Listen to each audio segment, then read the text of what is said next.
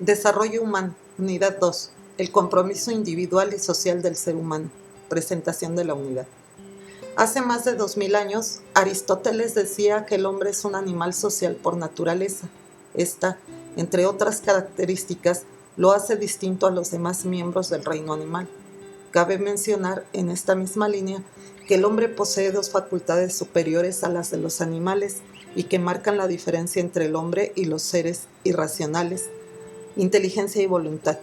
Con estas facultades, el hombre puede no solo aprovechar los recursos de la naturaleza en su propio beneficio, sino aportar su trabajo y experiencia al servicio de la sociedad, en aras del bien común de todos y cada uno de los miembros. Estas facultades le permiten observar, investigar, construir, crear y adaptarse al entorno en un largo proceso de maduración que le permite un desarrollo intelectual trascendente a través de la cultura y el lenguaje.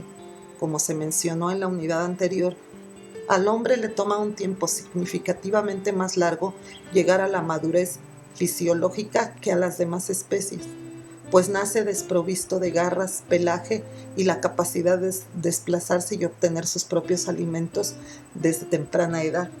Pues mientras que la mayoría de los depredadores mamíferos pueden cazar poco tiempo después de nacer, el ser humano puede apenas mantenerse en pie un año después de su nacimiento. No obstante, esto le permite adaptarse a su entorno con un alto grado de especialización en algunas capacidades, por ejemplo, la comunicación simbólica.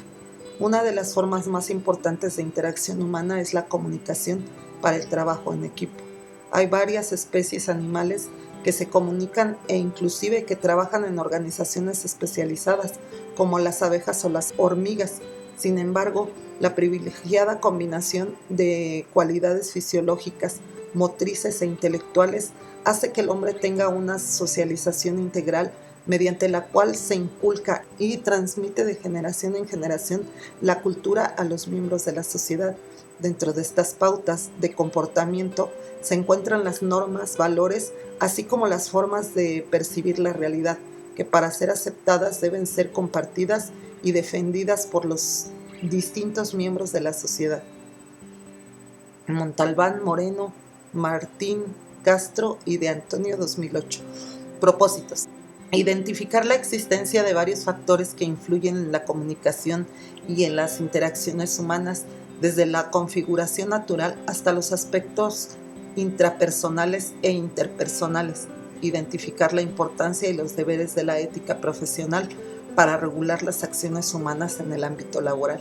Competencia específica: analizar la condición social del ser humano para reconocer la importancia de actuar responsablemente a partir de la percepción de alteridad y dignidad humana. Las dimensiones del hombre. La dimensión dinámica es el enfoque hacia la actividad del hombre. La actividad es un principio de perfeccionamiento y por tanto de cambio. Como se ha mencionado anteriormente, el hombre, mediante su actividad, debe perfeccionarse a sí mismo, ayudar a los demás a perfeccionarse y perfeccionar el entorno. La naturaleza del hombre es dinámica. No obstante, se pueden distinguir tres aspectos importantes que forman parte del hombre como ser racional: el ser biológico, dimensión estática; el ser social y el ser psicológico. A principios del siglo XX se consideraba que el hombre era un ser esencialmente biológico, es decir, un ser vivo que, como todos los demás, nace, crece, se reproduce y muere. Sin embargo, poco a poco, científicos y pensadores pusieron en duda lo anterior, sacando a relucir la complejidad de la mente y la influencia de las estructuras económicas y sociales en el individuo. Como consecuencia, el hombre comenzó a reinterpretarse desde diversas perspectivas. A continuación, se revisarán las principales características de cada una de las dimensiones de los seres humanos. Ser biológico. La dimensión biológica se refiere a la estructura fisiológica. García de la Hoz, 1978, menciona que aunque la biología no puede explicar todo del hombre, este no puede ser comprendido sin ella, puesto que una de las manifestaciones del estar en el mundo del ser humano es su corporeidad. Esto quiere decir que nuestro cuerpo es la condición que nos permite existir, aún cuando nuestro ser no se reduce a dicha corporeidad. Biológicamente, el ser humano es el fruto de la herencia genética de la que es parte, el medio ambiente y el medio social. Dichos elementos interactúan, configurando su constitución física. A su vez, es capaz de transformar estos elementos, pues puede influir en la diversidad cultural y económica de los pueblos, modificar los ecosistemas en los que habita e influir en sus relaciones sociales. Interactúa con el mundo para transformarlo de acuerdo con sus necesidades y deseos, pero conservando la esencia de los mismos, pues de otra manera sería una aberración a la naturaleza. Como puedes ver, los seres humanos somos seres complejos, imposibles de entender a partir de una única perspectiva. Cada órgano, tejido y sistema del cuerpo, así como las características socioculturales, se encuentran interrelacionados, y esto es lo que da el equilibrio necesario para perpetuar nuestra especie y nuestra cultura. Ser psicológico. El ser psicológico se expresa en la mente del individuo y está relacionado íntimamente con sus pensamientos y emociones. Incluye también el entendimiento, el raciocinio, la percepción, la imaginación y la voluntad. La dimensión psicológica tiene como condición de posibilidad la configuración biológica y la interacción con otros seres humanos. Imagina lo siguiente: para tener miedo, un hombre tuvo que percibir previamente, con los sentidos, un elemento amenazante, tal como un perro en actitud agresiva. En este caso, se puede decir que la percepción, llevada a cabo por los sentidos, permite tener ideas, emociones y sensaciones. El ser humano, por tener una relación constante con sus semejantes, es vulnerable a las influencias, acciones y transformaciones de estos, mismos que inciden en las transformaciones psicológicas que favorecen su desarrollo y que perjudican o afectan su calidad de vida. Ser social. Los hombres y mujeres somos seres sociales por naturaleza. ¿Qué quiere decir esto? Que todos nuestros actos refieren siempre a nuestros semejantes, tienen influencia o se ven influidos por ellos. Así pues, el hombre necesita para subsistir de muchas cosas que por sí mismo no puede procurarse y busca en la comunidad la ayuda necesaria para vivir bien. A pesar de las carencias naturales que padece, es un ser racional con todas las potencialidades que ésta le permite desarrollar. Además de que puede aportar a la sociedad todo aquello que, según sus posibilidades, sea capaz de lograr. El hombre exige por naturaleza ser miembro de una sociedad.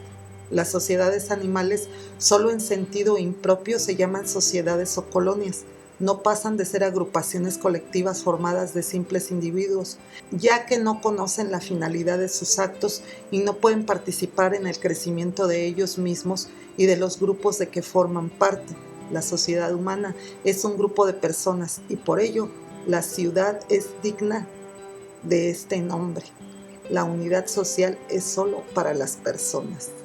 Maritain, J. 1947. La naturaleza social del hombre se ve reflejada por la experiencia histórica de la humanidad, ya que cuanto más remonta el hombre en el conocimiento de su pasado, mayores evidencias hay al respecto de los signos de vida social, con lo que se puede notar que desde las primeras culturas existen los grupos sociales, las jerarquías y la representación de tareas en beneficio de todos y cada uno de sus miembros. Así, todos los seres humanos pertenecemos a grupos sociales tales como familias, comunidades, sociedades u organizaciones, conformando a su vez la cultura, expresada en el lenguaje, arte, religión, gobierno y valores, entre otros elementos. La dignidad humana y el concepto de alteridad. El 12 de octubre de 1942, la flota de Cristóbal Colón desembarcaba en las costas de Bahamas, iniciando con ello el encuentro de dos mundos y posteriormente la colonización del nuevo continente. En este proceso, las principales potencias europeas establecieron colonias con el objeto de expandir sus dominios desde el punto de vista económico, cultural y político. Dicha colonización implicó, entre otras cosas, el sometimiento de poblaciones completas, la desaparición de numerosas lenguas autóctonas, así como la destrucción de importantes asentamientos y de su patrimonio cultural. En la conquista de América había grupos de individuos con distintas creencias, costumbres y formas de percibir el mundo. A pesar de que detrás de este hecho existieron condiciones históricas que determinaron que los eventos se suscitaran de esta forma y no de otra, resulta útil para ejemplificar la nula empatía y el poco entendimiento que puede existir entre personas que, si bien no comparten la misma visión del mundo, comparten las mismas dimensiones que los hacen ser semejantes. Independientemente de las creencias religiosas, de las tendencias políticas o de la apariencia física, los seres humanos necesitan relacionarse con sus semejantes para alcanzar la mayoría de sus metas. Por eso, resulta muy importante el aprender a ver a los demás como iguales a uno mismo, con los mismos derechos y posibilidades, respetando la dignidad humana y actuando con alteridad para que las relaciones que se entablen sean efectivas y constructivas, basadas en el entendimiento y acuerdo mutuo. La dignidad humana. Cuando se dice que algo es digno, es porque se quiere dar a entender que posee un valor. Cuando se habla de dignidad humana, se hace referencia al valor intrínseco de cada ser humano. El ser humano tiene libertad de acción y autogobierno. Esta condición le permite ser dueño de sí mismo, por lo que nunca podrá ser propiedad de otro. Naturalmente tampoco deberá someter o privar de su libertad a otros. Así, reconocer la dignidad humana significa aceptar el derecho que cada individuo tiene sobre su propia libertad y voluntad, independientemente de las diferencias. El concepto de dignidad humana ha sido objeto de muchas disertaciones filosóficas, desde Platón hasta la actualidad. A través de la argumentación que se expresa en la fundamentación de la metafísica, puede entenderse que nuestra condición racional nos permite ser tratados como seres dignos per se y no como objetos para que otro alcance a través de nosotros algún fin. De esto se desprende que el asesinato, tortura, tráfico de personas, violación, venta de órganos para trasplante, prostitución infantil, secuestro, persecución política o religiosa, explotación de menores inmigrantes, terrorismo, entre otros, sean calificados como crímenes contra la humanidad. Lo anterior está implícito en el artículo 1 de la Declaración Universal de Derechos Humanos, Organización de las Naciones Unidas 2009. Todos los seres humanos nacen libres e iguales en dignidad y derechos, y dotados como están de razón y conciencia, deben comportarse fraternalmente los unos con los otros. Retomando las ideas expuestas hasta ahora, se puede concluir que los seres humanos somos seres complejos y libres, dotados de racionalidad y por esta razón de dignidad, misma que le confiere igualdad ante sus congéneres, independientemente de su condición. La alteridad. Alteridad es un concepto acuñado por el filósofo francés Emmanuel Levinas, 1906 a 1995, que designa la disposición de trascender la propia visión del mundo y ver a los otros seres humanos desde diversas perspectivas, partiendo del conocimiento y reconocimiento de su dignidad intrínseca. Universidad Nacional Autónoma de México, 2010.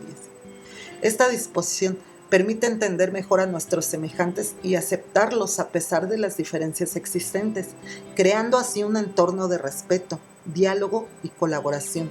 En este sentido, se asemeja a la empatía, definida comúnmente como la capacidad de ponerse en los zapatos del otro.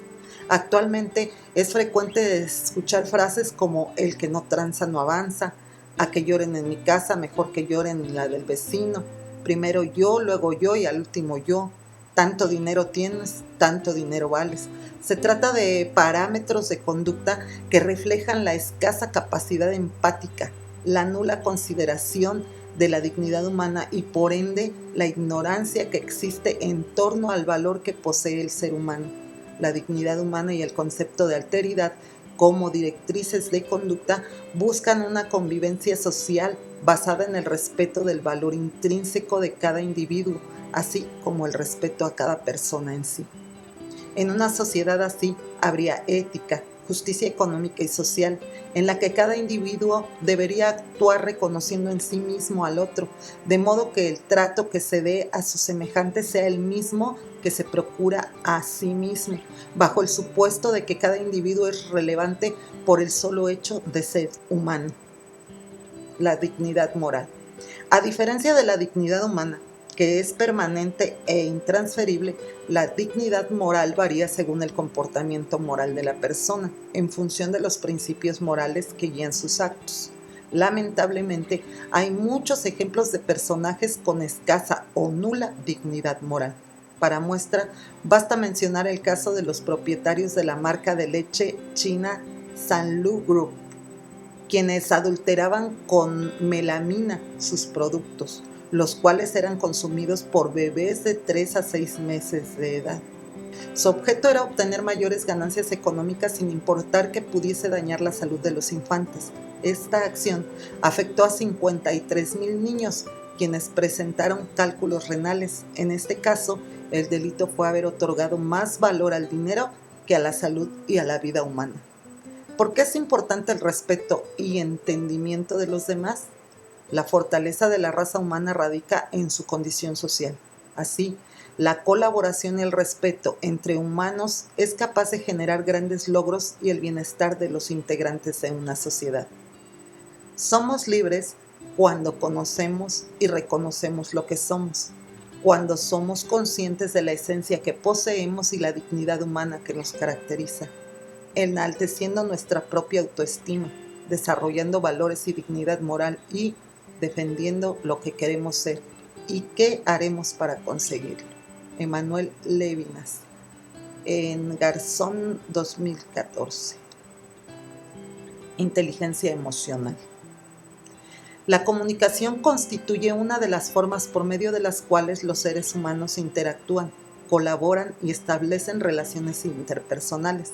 El contenido de la comunicación es un elemento que distingue decisivamente la interacción humana de cualquier otra especie.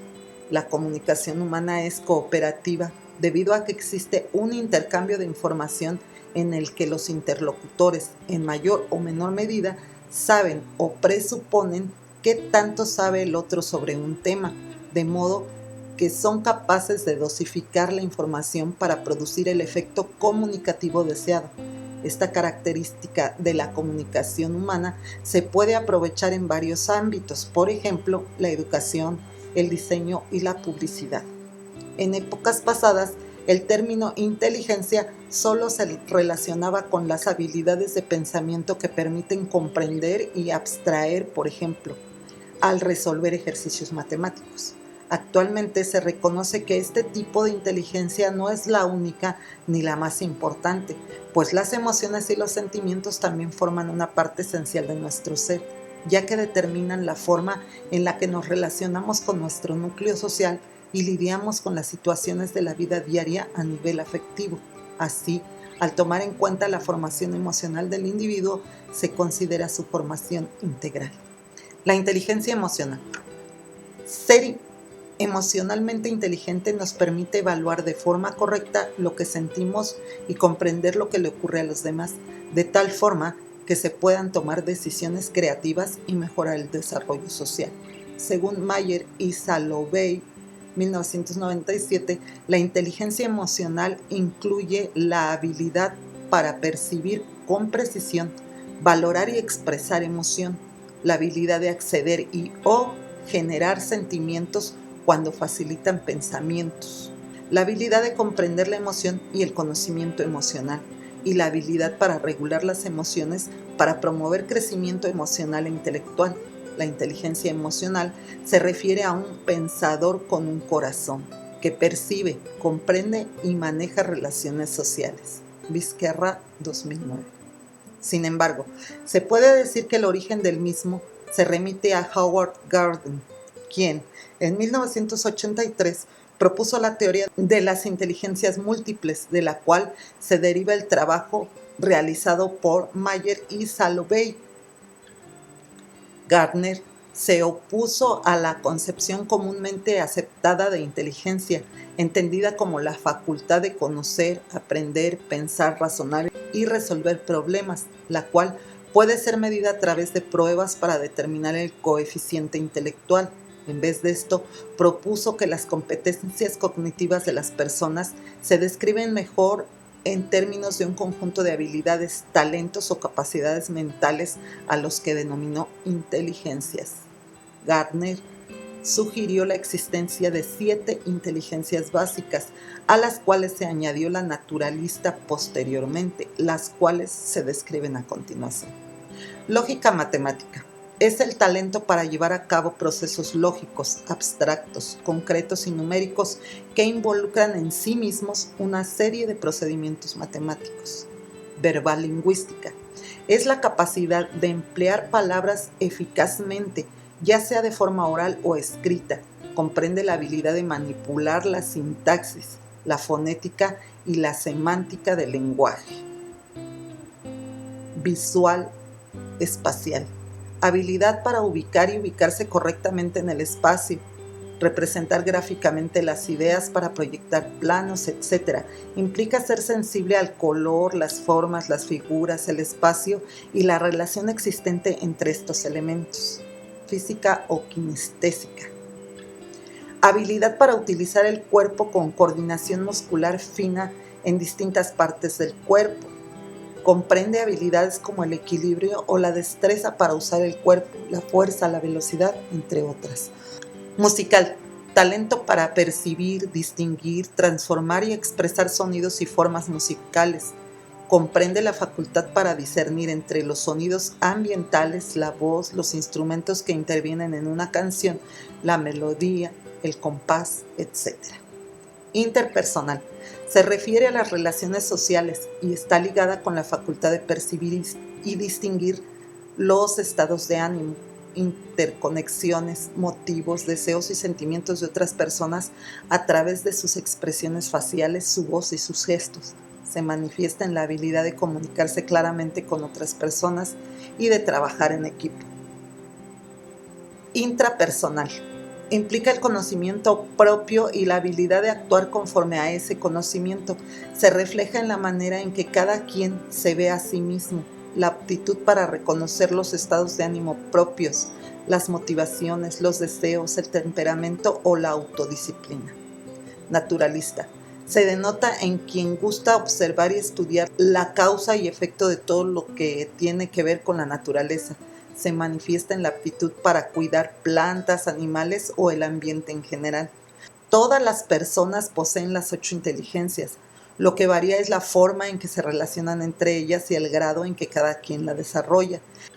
La inteligencia siempre interactúa entre sí. Por ejemplo, al conducir un auto se utiliza no solo la inteligencia física, también se emplea la inteligencia verbal, leer los señalamientos ya sean textuales o simbólicos.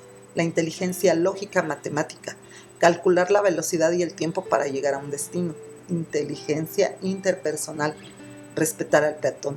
Inteligencia intrapersonal, cuidar nuestra vida al ponernos el cinturón de seguridad. Inteligencia musical, estar alerta y distinguir sonidos emitidos por nuestro auto y otros autos. Inteligencia espacial, cuidar el no invadir otro carril para no causar accidentes. Inteligencia naturalista, afinar el vehículo para no contaminar demasiado. La inteligencia emocional se deriva de 2 de las propuestas hechas por Gardner, la intrapersonal y la interpersonal, conforme las ideas de Mayer y Salovey fueron tomando relevancia entre los estudios de la mente y la conducta humana. Aparecieron teóricos que profundizaron en ellas, dando como resultado el desarrollo de lo que hoy se entiende como inteligencia emocional. Dentro de las posturas más destacadas se encuentra la de Daniel Goleman, 2009, cuyo modelo para el desarrollo de la inteligencia emocional propone las siguientes habilidades: conocer las emociones propias, reconocer las emociones de los demás, estimular la propia motivación, manejar las relaciones interpersonales con alteridad. ¿Por qué son importantes nuestras emociones? Las emociones son importantes en diversas formas. Permiten preservar nuestra vida, impulsan a tomar decisiones, alertan ante determinadas situaciones, ayudan a comunicarnos con los demás e integrarnos a la sociedad. En concreto, son fenómenos psicológicos. Es el resultado de la evolución de la especie que nos permite interactuar con la gente y las cosas. Cuando nos sentimos incómodos en presencia de determinadas personas, nuestras emociones nos alertan y nos ayudan a delimitar nuestras fronteras, mismas que nos permiten proteger nuestra salud física y mental. También nos sirven para comunicarnos con los demás, así sabemos cuando alguien siente dolor simplemente por sus gestos. Sin embargo, ser emocionalmente inteligente no significa regirnos por nuestras emociones. El uso pleno de la libertad implica saber controlar dichas emociones, conocernos y así tomar las mejores decisiones. De esta forma, ser emocionalmente inteligente implica ser perceptivos a lo que sentimos, analizar nuestras emociones y actuar en consecuencia con ellas, pero siempre anteponiendo la reflexión. Competencia comunicativa y asertividad. Dentro de las competencias catalogadas como básicas para desarrollar la inteligencia emocional, se encuentra la competencia comunicativa, la cual juega un papel importante en las interacciones sociales y personales.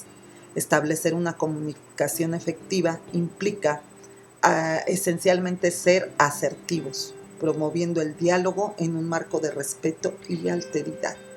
Competencia comunicativa.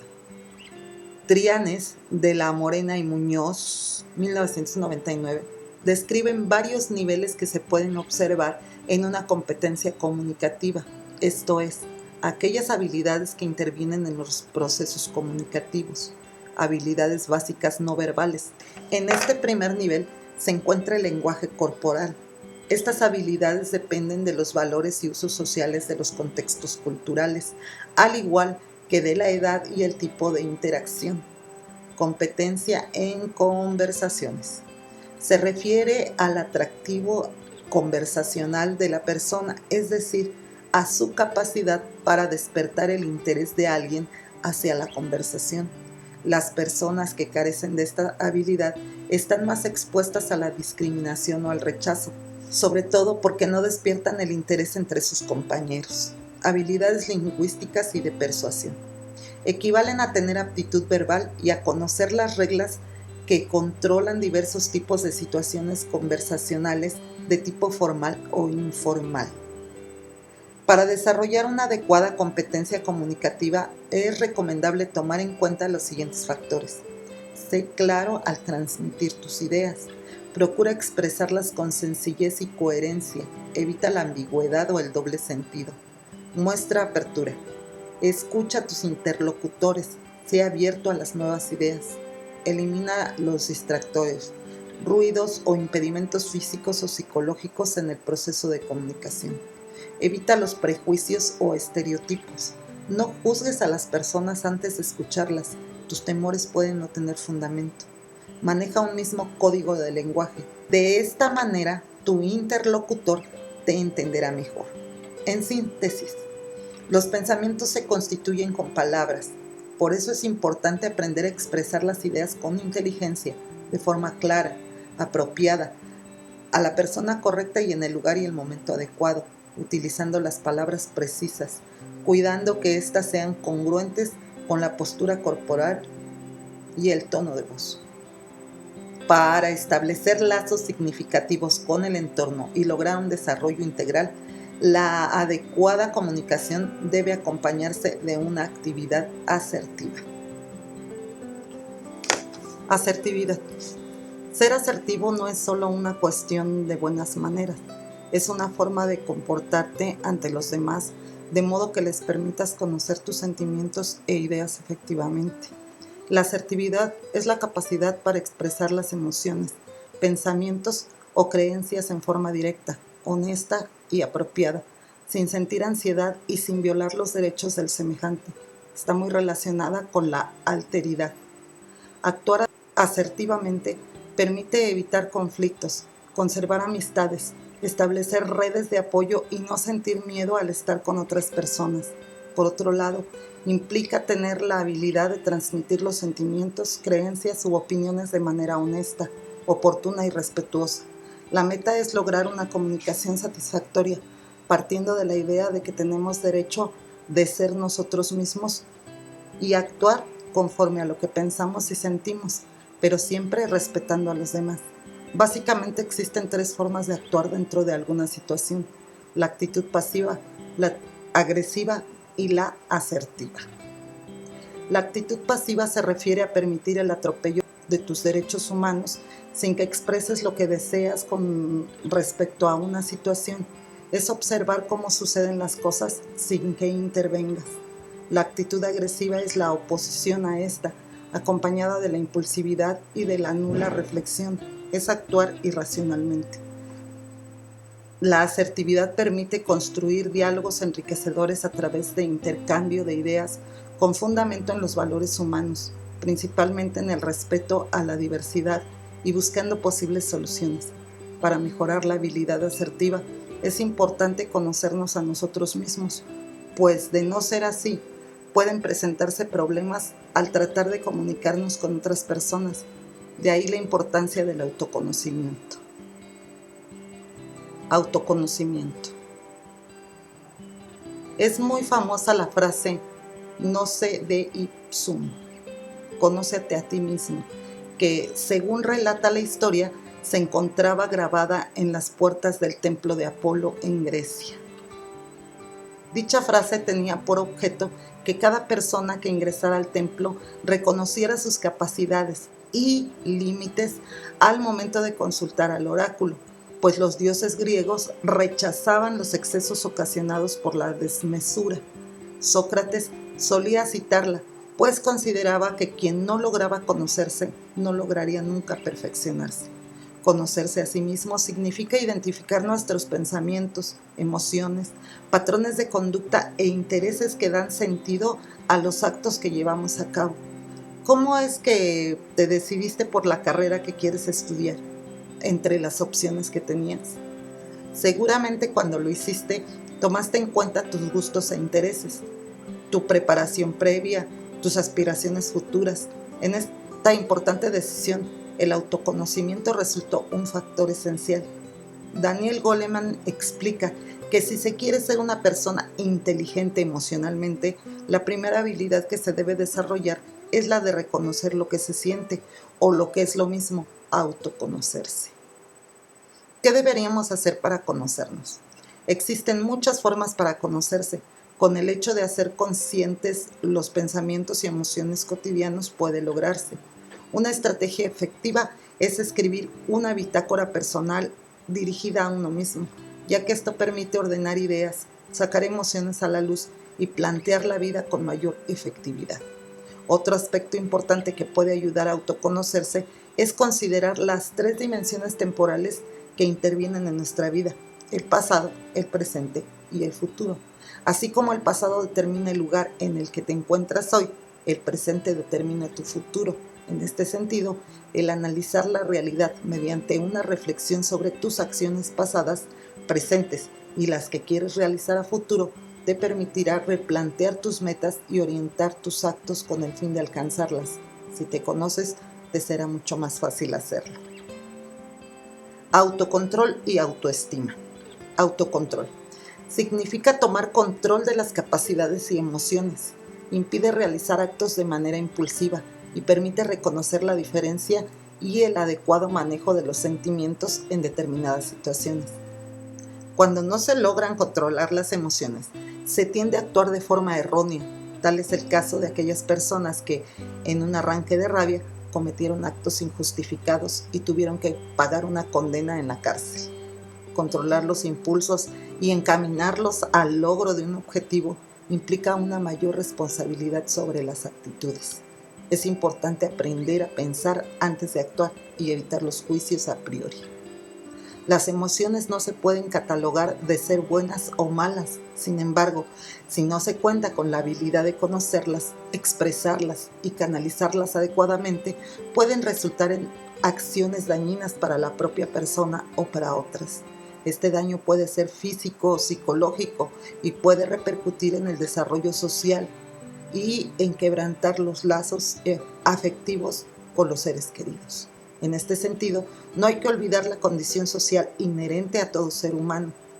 La existencia del hombre no es en parte social y en parte individual, con extinción de sus contenidos, sino que se halla bajo la categoría fundamental, irreductible, de una unidad que solo podemos expresar mediante la síntesis o simultaneidad de lados determinantes opuestos. Al ser a la vez parte y todo, producto de la sociedad y elemento de la sociedad, el vivir por el propio centro y el vivir para el centro.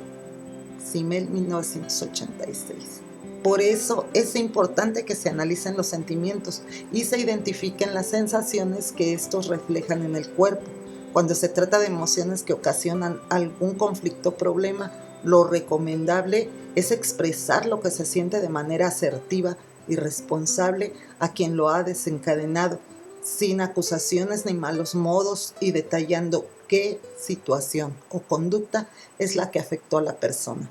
Si somos capaces de reconocer lo que sentimos, entonces nos expresaremos de forma asertiva, desarrollando nuestra inteligencia emocional, identificando el origen y la intensidad de nuestras emociones y sentimientos, así como analizar qué situaciones y conductas nos llevan a sentir ira, pasión, alegría, celos, vergüenza, hastío, impaciencia, etc.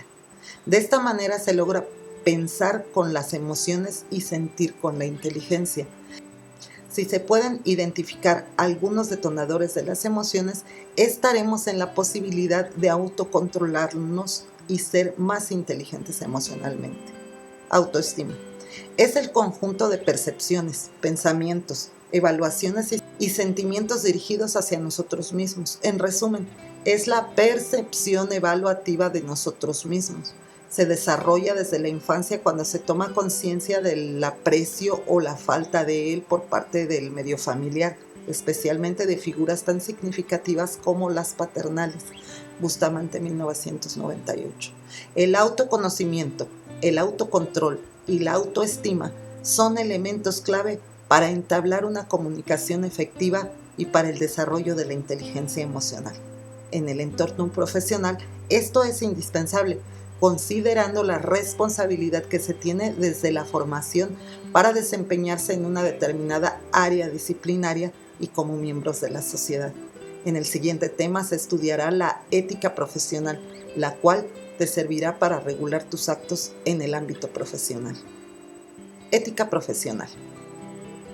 Hasta aquí, has revisado algunos puntos sobre la inteligencia emocional. Ahora abordarás algunos aspectos relacionados con el quehacer profesional, a partir de la responsabilidad que implica ser un egresado de educación superior y el compromiso que éste tiene con el respeto a la dignidad humana. Un profesional es una persona que proporciona un servicio o desarrolla una actividad de manera cotidiana y que vive de la misma. Por lo tanto, requiere cierto nivel de calidad y especialización.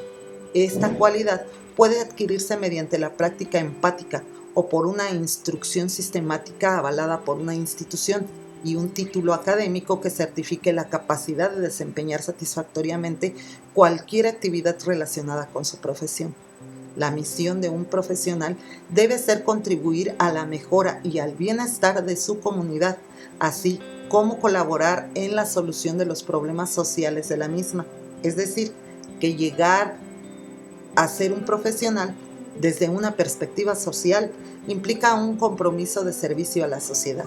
La ética profesional, también llamada deontología profesional, sentencia, después de emitir un juicio moral, las normas que regulan y promueven los comportamientos deseables y condenan lo no deseable en un área específica del quehacer humano.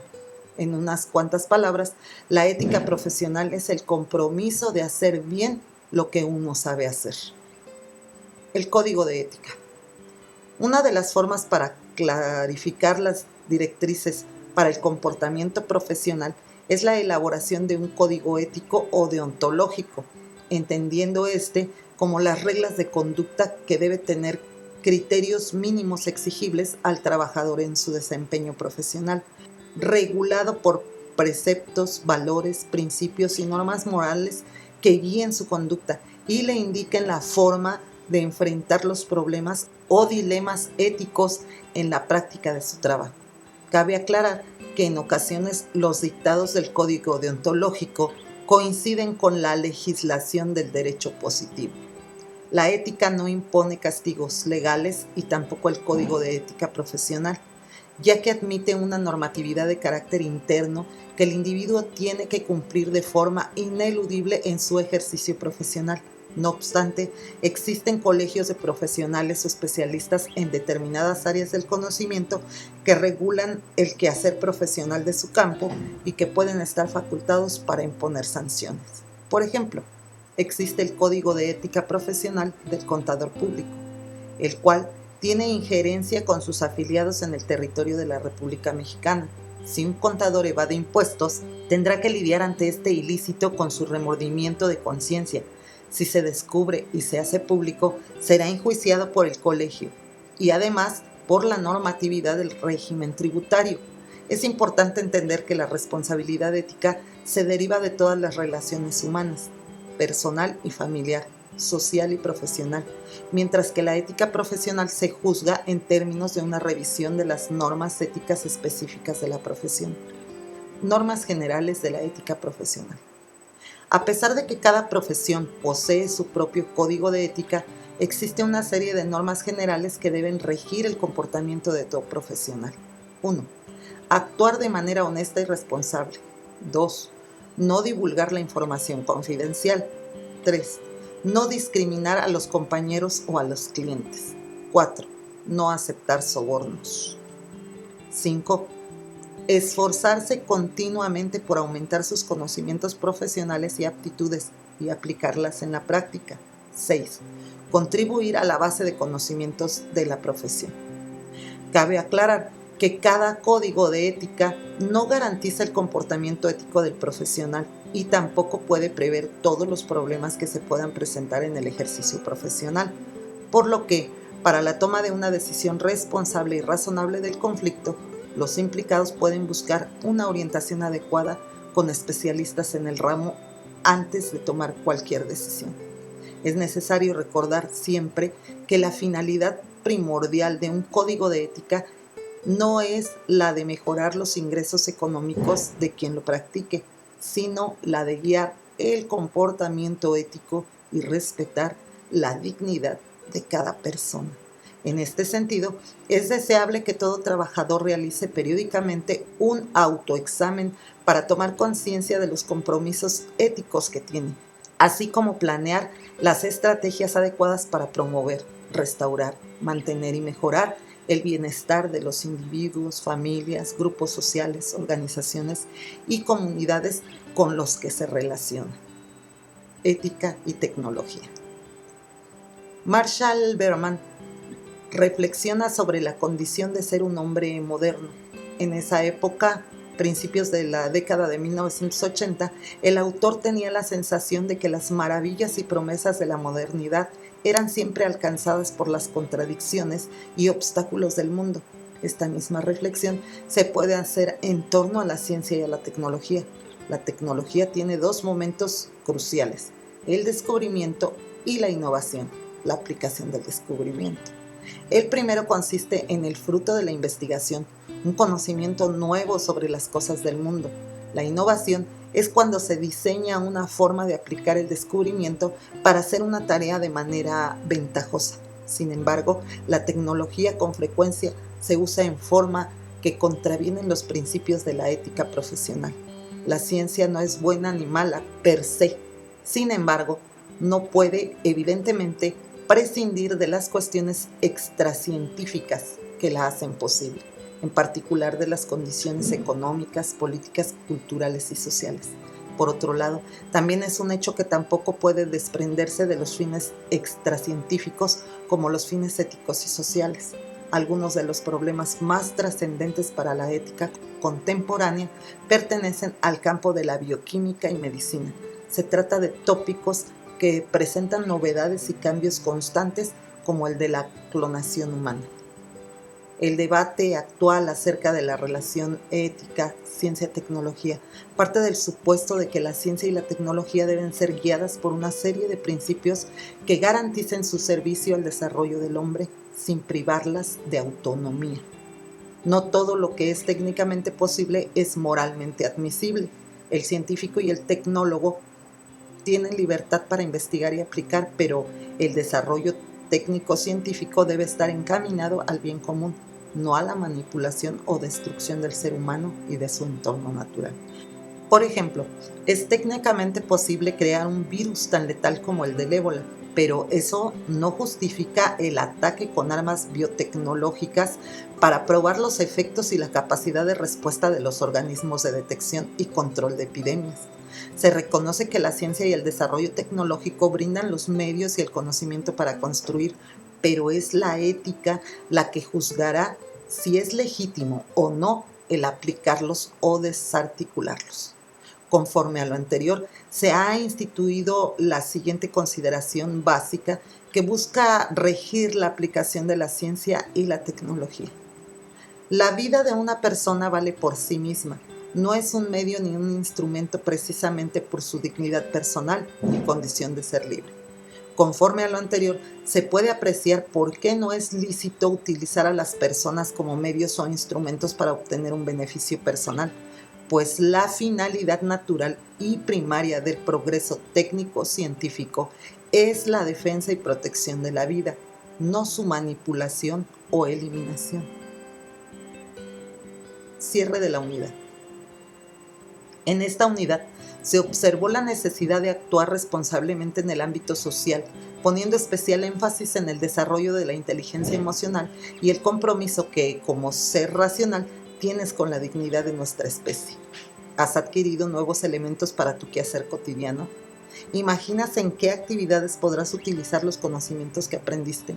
En la siguiente unidad trabajarás en torno a la fundamentación de los valores, pero además encontrarás algunos elementos para construir tu plan de vida.